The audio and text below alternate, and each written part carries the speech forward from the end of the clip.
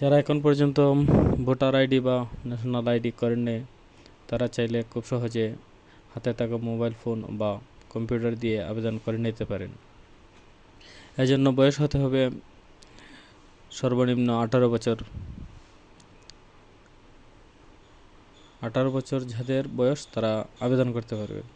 শুধু দেশেই নয়, প্রবাসীরাও হাতে থাকা মোবাইল স্মার্টফোন দিয়ে আবেদন করে নিতে পারেন। আজকের ভিডিওতে সম্পূর্ণ প্রসেসটা দেখাবো। চলুন কথা না বাড়িয়ে মূল ভিডিওতে শুরুতেই গুগল ক্রোম ব্রাউজারে সার্চ বারে গিয়ে services.nid.wgb.bd লিখে এন্টার দিবেন। এনআইডির কার্ডের যে ওয়েবসাইটটি রয়েছে সেখানে ক্লিক দিবেন। এখন দেখতে পাচ্ছেন অ্যাকাউন্ট নেই, রেজিস্টার করুন, নতুন নিবন্ধনের জন্য আবেদন। আমরা যেহেতু নতুন ভোটারের জন্য আবেদন করব, তাহলে আবেদন করুন বাটনে ক্লিক করব। ক্লিক করার পর এরকম একটি এন্টারপ্রাইজ আসবে। শুরুতেই নতুন ভোটারের নাম ইংরেজিতে বড় অক্ষরে দিবেন। তারপর জন্ম তারিখ ও জন্মসাল। এখন বলে রাখি, যাদের লেখাপড়া আছে এসএসসি বা জেএসসির সনদ অনুসারে আবেদন ফর্মটি পূরণ করবেন। সাথে জন্ম নিবন্ধনটাও মিল থাকতে হবে। এটা দেওয়ার পর ক্যাপচাটি আছে, এই ক্যাপচাটি দেব এবং ইমেল এবং মোবাইল নাম্বার, এই দুইটার যে কোনো একটা দিয়ে নাম্বার দিয়ে ইমেল অথবা মোবাইল নাম্বার যে কোনো একটি আমরা ব্যবহার করব। এখানে মোবাইল নাম্বারটি ব্যবহার করব। মোবাইল নাম্বারটি দেওয়ার পর ওটিপি পাঠান। ওটিপির জন্য একটু অপেক্ষা করতে হবে, 1 থেকে 2 মিনিটের মধ্যে। হ্যাঁ, আমার ওটিপিটা আসছে, আমি ওটিপিটা প্রেস করতেছি। প্রেস করার পর পরবর্তী বাটনে দেব। দেওয়ার পরে এখানে দেখতে পাচ্ছেন ইউজার আইডি এবং পাসওয়ার্ড। ইউজার আইডি দেওয়ার পরে পাসওয়ার্ডটা দিব। পাসওয়ার্ডটা 2 বার প্রেস করব। প্রথম পাসওয়ার্ড এখানে দেব।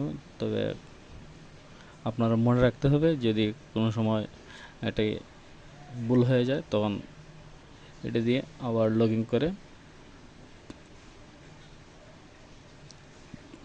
পাসওয়ার্ডটা দেওয়ার পর পরবর্তী বাটন প্রেস করব।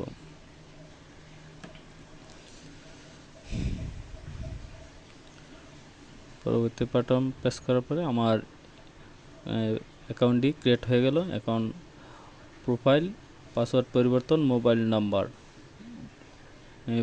যেহেতু নতুন ভোটার করব সেহেতু প্রোফাইলে ক্লিক দেওয়ার পরে এরকম একটি ইন্টারফেস আসবে। তারপর এডিট বাটনে ক্লিক করব। এডিট বাটনে দেওয়ার পরে এখানে ভোটারের সম্পূর্ণ তথ্যটা ফুলফিল করে নেবেন। রেড মার্ক যেগুলো চিহ্ন আছে এগুলো সম্পূর্ণ করবেন। ভিডিওটা দীর্ঘায়িত হয়ে যাচ্ছে, তাই আমি ফর্মটি ফিল আপ করে আপনাদের সামনে নিয়ে আসছি। ফর্মটি ফিল আপ করে নিয়েছি। এখন অন্যান্য তথ্যের মধ্যে এখানে শিক্ষাগত যোগ্যতা এবং পেশা, রিলিজিয়ন, ধর্ম, মোবাইল নাম্বার আগেই দেওয়া ছিল।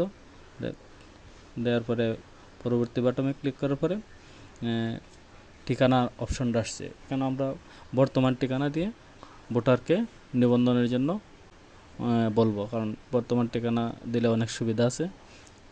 স্থায়ী ঠিকানাটাও দিব। এখন ঠিকানা ফিল আপ করে নিয়েছি। এখন এখানে কাগজপত্র এখন কোনো প্রয়োজন নেই। তারপরে পরবর্তী বাটনে দেওয়ার পরে সাবমিট বাটন আসছে, এটাও দিয়ে দিলাম।